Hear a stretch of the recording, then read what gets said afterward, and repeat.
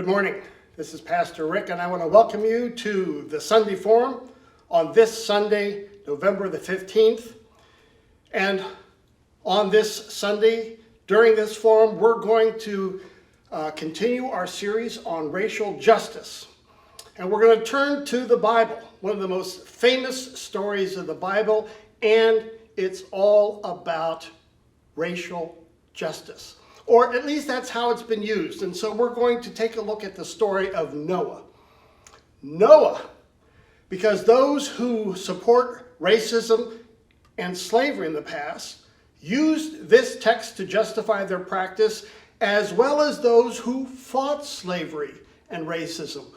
Both sides of this struggle always go back to the story of Noah to justify their positions. And so that's what we want to do. There are a lot of texts in the Bible one could use about racial justice, about slavery, but Noah, it's really at the bedrock of all those other texts. And I've got so much information about Noah that we're going to do this session in 2 episodes. And just so you know, we've already completed 6 episodes on racial justice here at Emmanuel Lutheran Church. And for the next 2 Sundays, this Sunday then, and also on November 22nd, we'll have both of these sessions taking a look at the story of Noah. Now, before we continue, I want to say that I've gotten a lot of feedback over the last month, and I wanted to pass along some of the things that I'm learning from you. I've received many emails, a few phone calls, and a couple people have invited me out for lunch or dinner to talk about these issues, and I've really appreciated it that this story, this topic of racial justice, is very important to our members across the board. And people shared a lot of stories about what they've done in the past. Congregations they've been a part of who have practiced reconciliation or who've had partnerships with other congregations, black and white. People have shared their commitments to personal responsibility and structural change.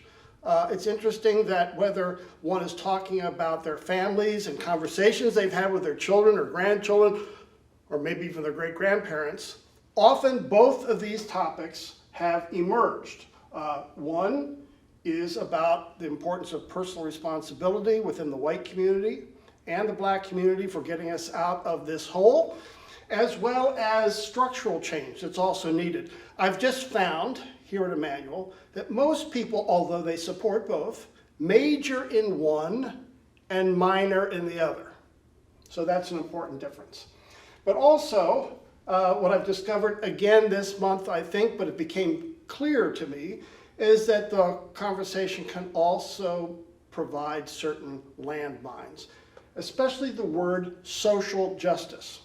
When you use that phrase here at Emmanuel, people use it in different ways and misunderstandings can arise quite quickly.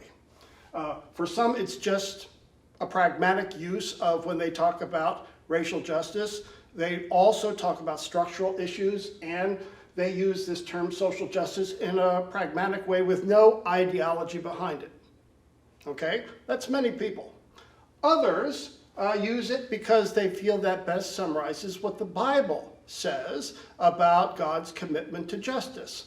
And one should point out here that the phrase social justice was first used and coined by Roman Catholics.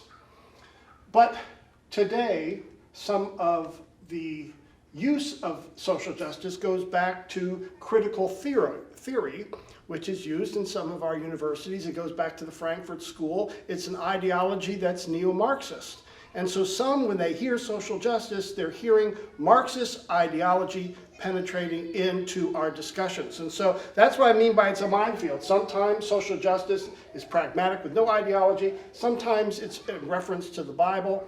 And sometimes it's in reference to critical theory, a neo-Marxist ideology. So you've got to be careful when you use the phrase social justice. One other thing that I've learned is that the first use of race goes all the way back to the Portuguese. Yeah, that was the first time it was used, and that in the 1400s. So for all that time up to the 1400s, one would talk about the human race. There was one race. We'll talk about that later. Descendants of Adam and Eve and Noah.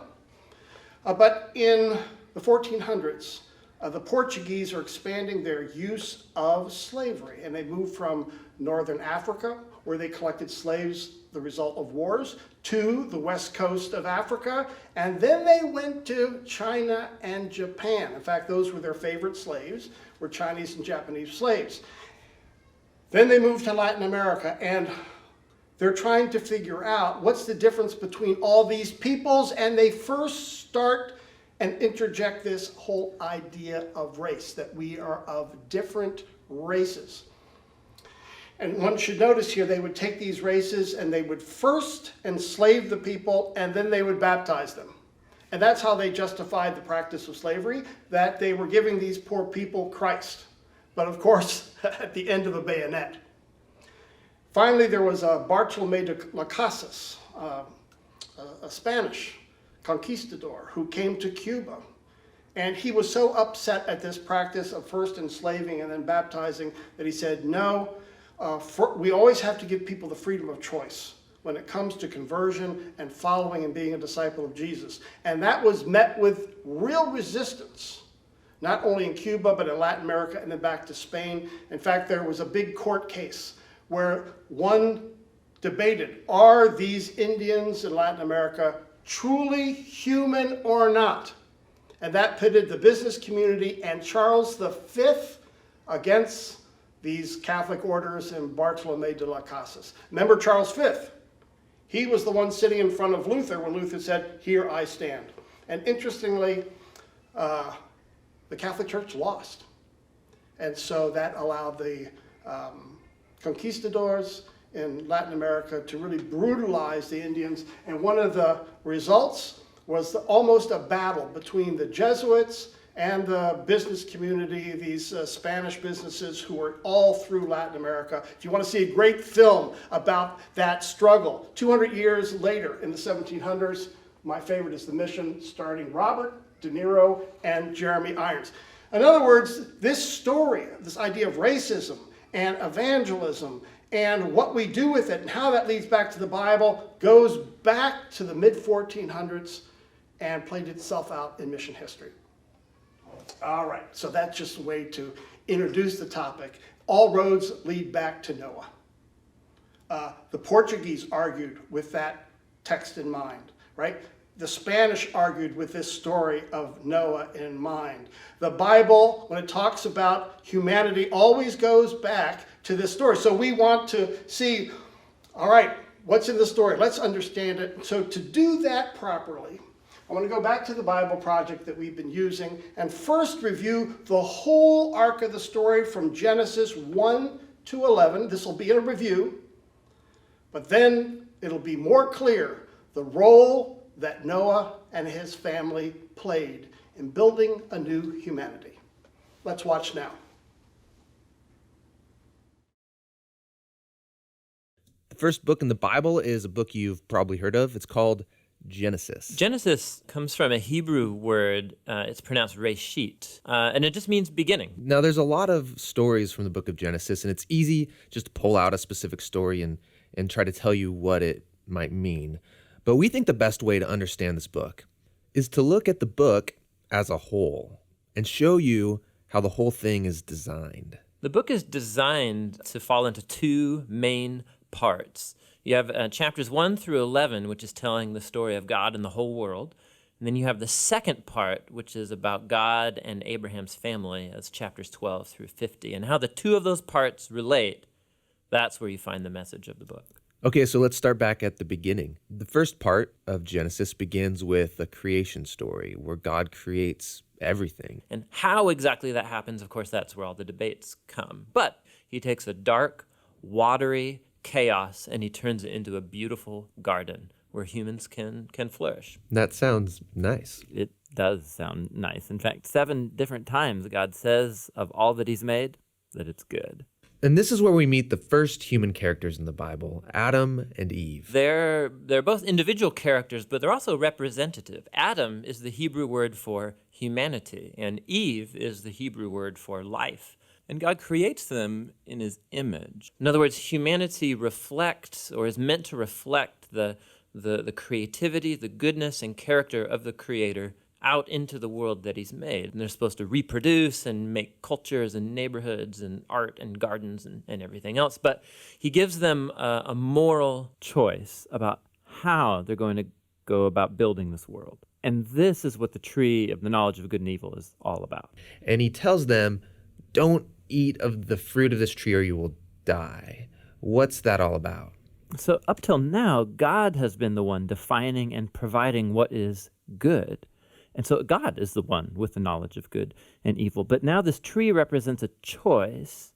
Will the humans trust God's definition of good and evil, or are they going to seize the opportunity and define good and evil for themselves? And Adam and Eve eat the fruit. This is the core biblical explanation for that concept of sin, that desire to call the shots myself.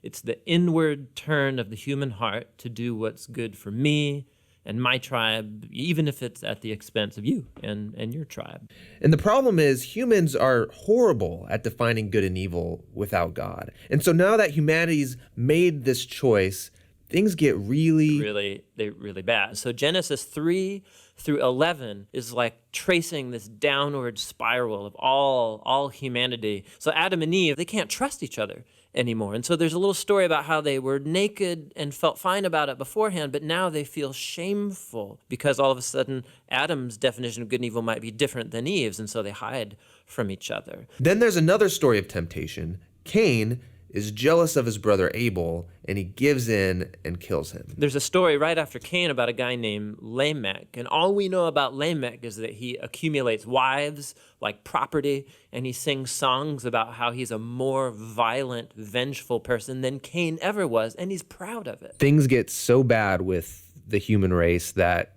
we see God decide to just wipe us out.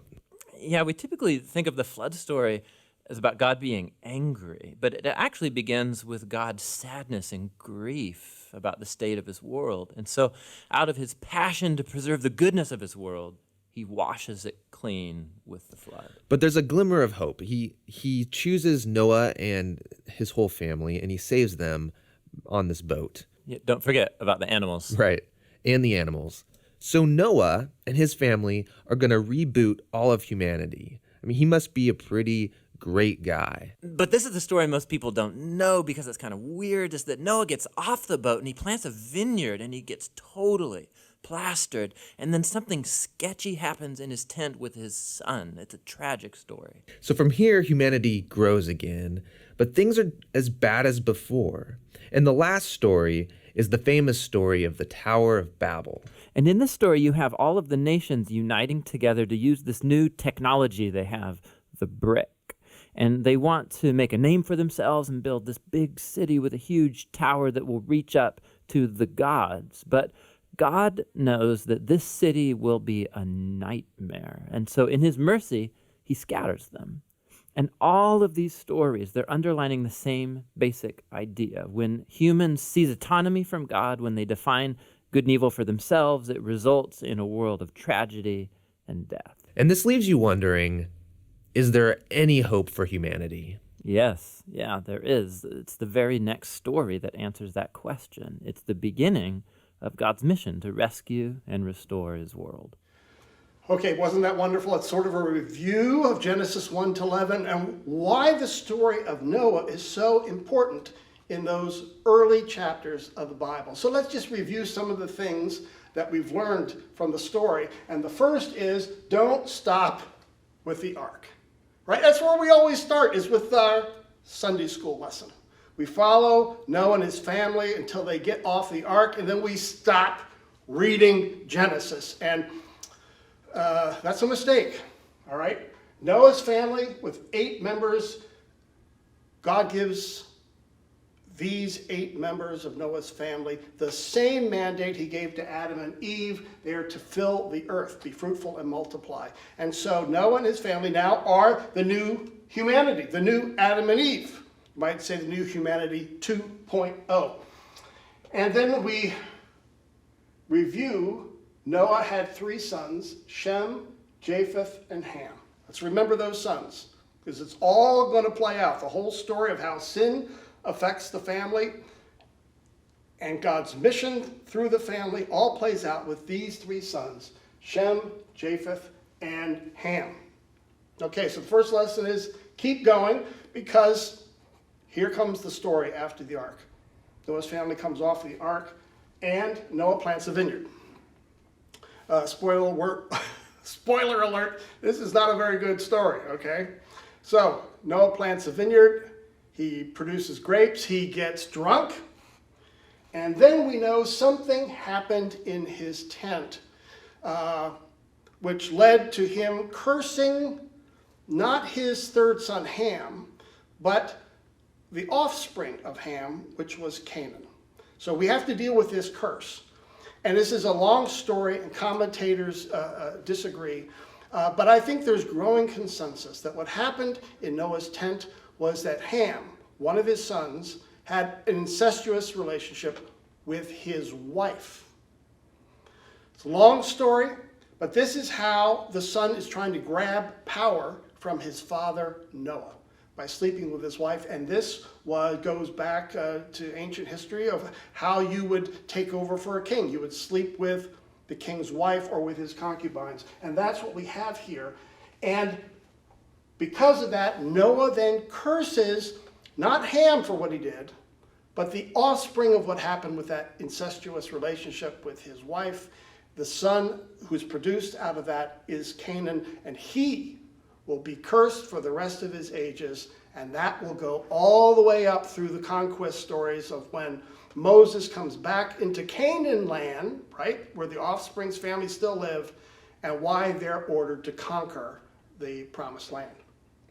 Okay, so that second lesson, okay, we got incest, we've got someone who's cursed, and their children and their children's children are cursed, and that plays out in the tension between Israel and Canaan in the story of the Old Testament. But here's the third lesson. Noah's three sons became 70 nations.